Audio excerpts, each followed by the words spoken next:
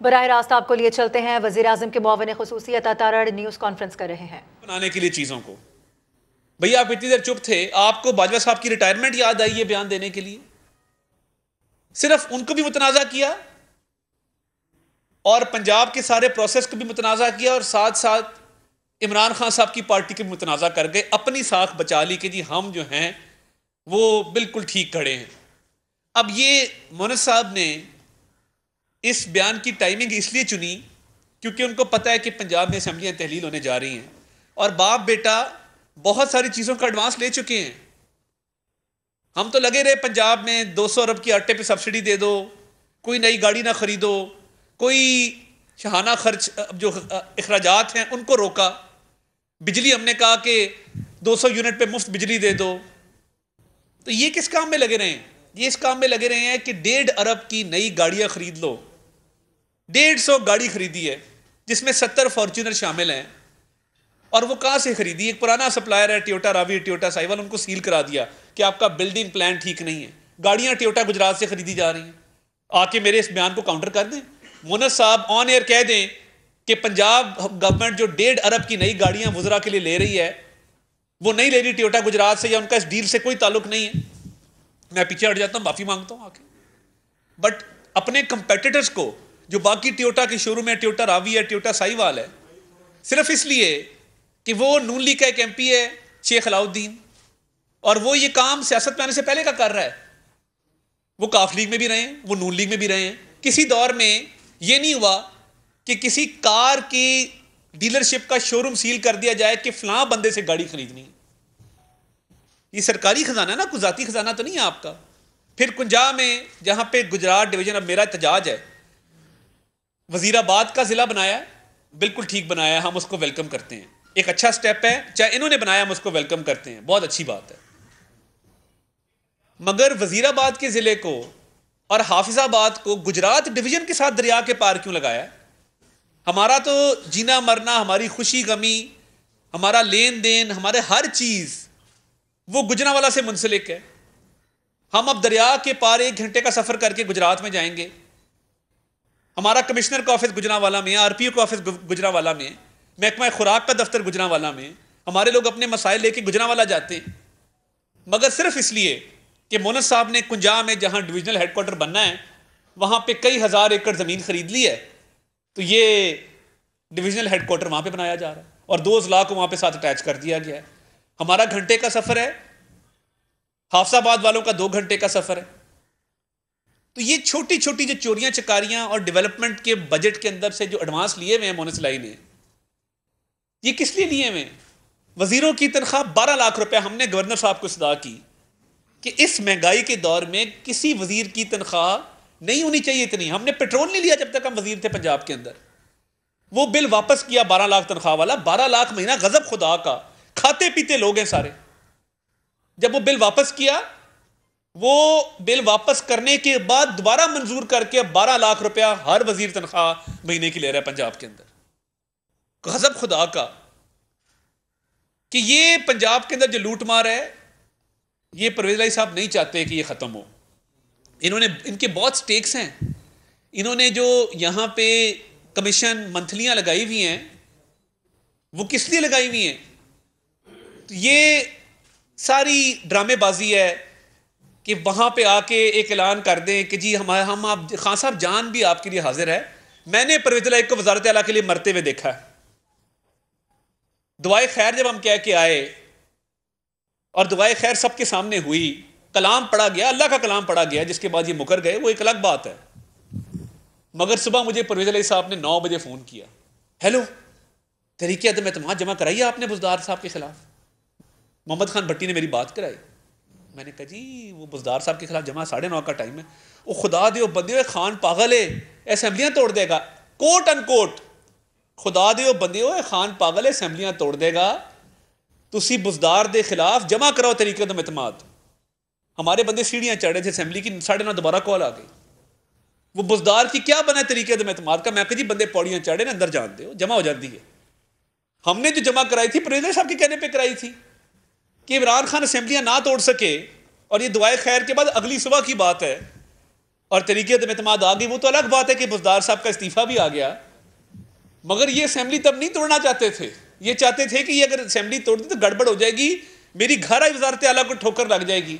एक शख्स जो सैलाब में ना गया हो मगर कमाई के लिए यहां पे 8 क्लब 7 क्लब में दफ्तर खोलने हो, कमीशन एजेंट हो, जिस तरह हॉकर नहीं होते, रेट लग रहा होता है, पोस्टल ट्रांसफर 2 लाख, उसके ऊपर फिर हर ग्रेड का एक अलग रेट है। तो ये इमरान खान साहब ने सही कहा था, पंजाब के सबसे बड़े डाकू हैं। इतनी हिर्स, लालच और हवस है इक़्तिदार की कि अब फौज को दोबारा बदनाम करने पे आ गए कि जी वो बाजवा साहब ने तब कहा था, मैं अल्लाह वल्लाहु आलम, अल्लाह जानता है बेहतर।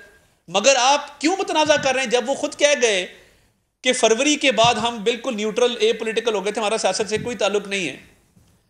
तो उसमें कल मुनिस इलाही साहब ने एक मुतनाज़ा बयान दे के हालात का रुख मोड़ने की कोशिश की कि इतना तनाज़ा बढ़ जाए और चीज़ें उस तरफ चली जाएं कि यहाँ पे सब गुडमुड हो जाए और असेंबलियाँ तोड़ने की नौबत ना आए, डिस्कशन ही चेंज हो जाए। तो मैं समझता हूँ कि ये मुनिस इलाही पहले भी दुआए खैर के बाद अपने वालिद को जब इसने गुमराह करके तो वज़ीर आला नहीं बनने दिया और हम पंजाब में हुकूमत में आए, फिर एक अदालती ऑर्डर के ज़रिए वालिद वज़ीर आला बने, तो ये जब भी कोई खेल किसी तरह बनता है तो ये बिगाड़ने में सबसे बड़ा हाथ इसका होता है। तो मैं इस मामले में बड़ा क्लियर हूँ कि ये मुनिस इलाही साहब जो हैं और इनके वालिद गिरामी ये नहीं चाहते कि पंजाब की असेंबली टूटे। हमारे पास कई कानूनी ऑप्शन मौजूद हैं, हमारे पास एतमाद के वोट की ऑप्शन है, उसकी भी तैयारी है, तरीके अदम एतमाद है, उसकी भी तैयारी है, कोर्टों में हमारे केस लगे हुए। हमारे एक वफ्द ने लाहौर हाई कोर्ट के चीफ जस्टिस से भी मुलाकात की, उनसे रिक्वेस्ट की कि जो 18 बंदे सस्पेंड हैं उनकी बहाली के हवाले से जो केस है उसको जल्द अज जल्द लगाया जाए। सुप्रीम कोर्ट में एक रिव्यू पेंडिंग है, तमाम ऑप्शन मौजूद हैं, मगर हिकमत अमली अपनी अपनाएंगे उनकी मूव देख के, और देखें वो क्या फैसला करते हैं, किस हवाले से करते हैं, वो उनकी मर्जी है।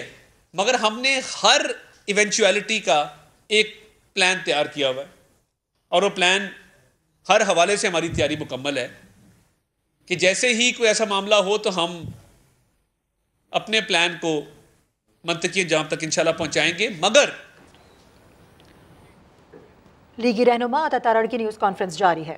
जाती तिजोरी समझ के नहीं खर्चा, गाड़ियां ऑर्डर नहीं की, तनख्वाहें नहीं बढ़ाई, कमीशन जो लिए जा रहे हैं, कई फ्रंट मैन, इधर मॉडल टाउन में कब्जा हो गया, वो आमिर राज साहब है हमारे भाई, वो कागज आजकल जमीनों के बिकते हैं, क्या आपकी जमीन फलां खसरा नंबर में है, 7 वाले खसरा नंबर की कागज खरीद लो और कब्जा लेने पहुंच जाओ। पूरी बिल्डिंग गिरा दी एक शरीफ आदमी की, हमने शोर डाला, स्टे लिए, कोर्टों में गए, अब वो वहां पे कब्जे की कोशिश जो है वो नाकाम हुई है। मैंने पूछा, मैंने कहा ये 15-20 अरब की प्रॉपर्टी होगी, उन्होंने कहा जी ये छोटा है, लाहौर की प्रॉपर्टी है, मुनिस साहब बड़े हाथ डालते हैं, ये उनके आगे से फ्रंटमैन है। ये तो हालात हैं कि आपने कोई प्रॉपर्टी नहीं छोड़ी, कोई ठेका नहीं छोड़ा, तभी भी ब्यूरोक्रेसी को भी कहा जा रहा है किधर नहीं जा रहे, चीफ सेक्रेटरी को फोन करके कहा गया कि हम कहीं नहीं जा रहे, आप काम जारी रखें, काम तेज कर दें, फंड जारी करें, फलां करें। तो अंदर खाते शदीद लड़ाई है, इख्तलाफात हैं। मुसर्रत जमशेद चीमा को क्यों शोकॉज दिया, आप मुझे खुद बता दें, आप खुद समझदार हैं। शोकॉज इसलिए दिया कि थोड़ी लड़ाई डले, कुछ इख्तलाफात पैदा हों, पार्लिमानी पार्टी यकजा ना हो, मैं कह सकूं कि जी नहीं असेंबली तलील नहीं हो सकती, ये पार्लिमानी पार्टी में लड़ाई डाल गई है। जब उससे काम नहीं बना तो कल एक मुतनाज़ा बयान दिलवा दिया अपने बेटे से कि इतने तनाज़ात पैदा कर दो कि पार्लिमानी पार्टी मुख्तलिफ ग्रुपों में डिवाइड और असेंबली की तलील रुक जाए। तो मुंह पे जाते थे कहते हैं जान हाजिर है, और पीछे जाके साजिशें करते हैं। तो हम तो खैर पहली ऑपोजिशन में पंजाब में, हमारे से क्या छीन लेंगे। तो इसलिए हमारी कोशिश है कि जो भी हिकमत अमली अपनाएं, हत्तल वसा कोशिश करके, लड़ाई करके, लड़के अपना हक लेने की कोशिश करें और इनको टफ टाइम दें, और क्योंकि इनके बुरे दिन शुरू होने वाले हैं इंशाल्लाह। और अगर एंड पे जाके किसी वजह से कोई बात हमारी नहीं बनती या हम डिजायर्ड रिजल्ट तक नहीं पहुंच पाते, तो फिर इंतखाबात के लिए 100% नहीं, अल्लाह ताला के फजल से 200% तैयार। अच्छा ताज़ा ये बताइएगा, जैसे आपने कहा कि तरीके अदम एतमाद जो है वो स्पीकर के चैम्बर में या सेक्रेटरी के उस पर कार्रवाई करनी पड़ेगी, तहलील नहीं होगी। तो अगर आपकी ये अदम एतमाद की तहरीक असम्बली के अंदर ही नहीं जा पाती, जैसे कि गुज़िश्ता भी हुआ कि गेट बंद कर दिए गए, आपको धरना भी देना पड़ा, तो इस सिलसिले में इस सूरत में क्या हिकमत अमली होगी? आइन, अब कॉन्स्टिट्यूशन के जो फ्रेमर्स थे ना, जिन्होंने आइन को तख्लीक किया, उन्होंने नहीं सोचा था कि इस तरह के नीच लोग भी कभी साहिब इक़्तिदार होंगे इस मुल्क के अंदर। तो वो जब उमर सरफराज चीमा आया ना गवर्नर, तो कई लिटिगेशंस ऐसी कोर्टों में गई जो कोर्टों ने कभी सुनी नहीं थी कि जी गवर्नर ने रिफ्यूज़ कर दिया, मैं ओथ नहीं लूँगा, स्पीकर ने रिफ्यूज़ कर दिया, मैं इलेक्शन नहीं कराऊंगा।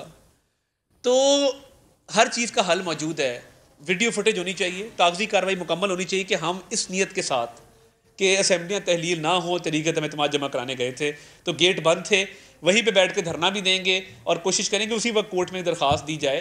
कोर्ट के हवाले से भी देखिए, मेरा बड़ा दिल दुखता है, मैं बड़े रंजीदा दिल से ये बात करता हूँ। लोग बड़ी चहमगोइयाँ करते हैं कि पंजाब के वजीर हैं जिनकी वजह से हमारे केस नहीं लगते। ये नहीं होना चाहिए, ये तासुर ही नहीं होना चाहिए।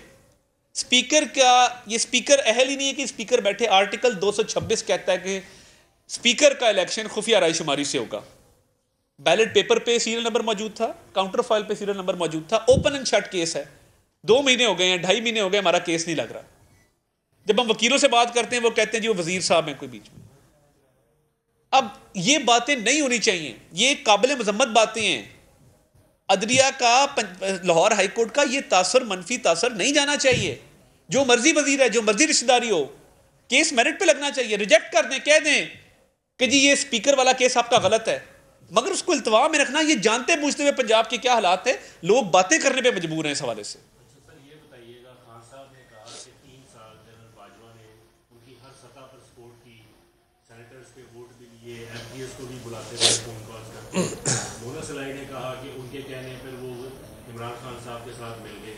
क्या बाजवा साहब को नून लीग के साथ कोई खास नफरत थी कि उनको कुछ नहीं मिला या बहुत कुछ मिल गया, गलबात की या हुकूमत? मैं बतौर सियासतदान ये समझता हूँ कि जब एक बंदा अपनी कुर्सी पे था और चीफ ऑफ आर्मी स्टाफ था और इक़्तिदार में था, एक मुक़्तदिर कुव्वत उसके पास थी, मैंने तब उसके खिलाफ बात नहीं की, उसके बारे में तबसरा नहीं किया। अब वो कुर्सी से हट गया है तो मैं उसके बारे में बयानात देना शुरू कर दूँ, तबसरे शुरू कर दूँ। वज़ीर आज़म के मुआविन ख़ुसूसी अता तारड़ न्यूज़ कॉन्फ्रेंस कर रहे हैं।